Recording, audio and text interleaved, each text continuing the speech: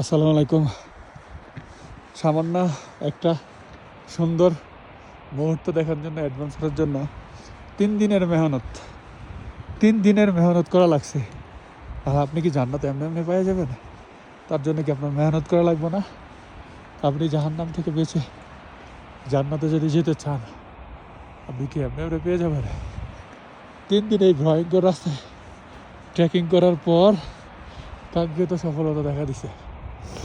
আর আপনি কি কোনো রকম নামাজ রোজা আল্লাহর হুকুম না শুনে না পালন করে কি জান্নাত পেয়ে যাবেন? এতই সোজা? অবশ্যই যখন অ্যাডভেঞ্চারে আসি তখন এই জিনিসগুলো অনেক অনুধাবন হয় দেখে আপনাদের সাথে শেয়ার করলাম। এই যে দুনিয়ার একটা সামান্য ভিউর জন্য এত কষ্ট করতে হইতেছে।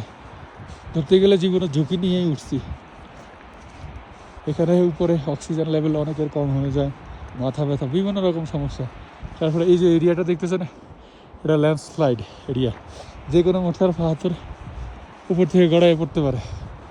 এরকম রিস্ক নিয়েও আপনার অ্যাডভেঞ্চারের জন্য আপনি যদি নিজের জীবনে বাজি রাখতে পারেন, তাহলে জান্নাতের জন্য আপনাকে কী করতে হবে একবার চিন্তা করেন। ধন্যবাদ।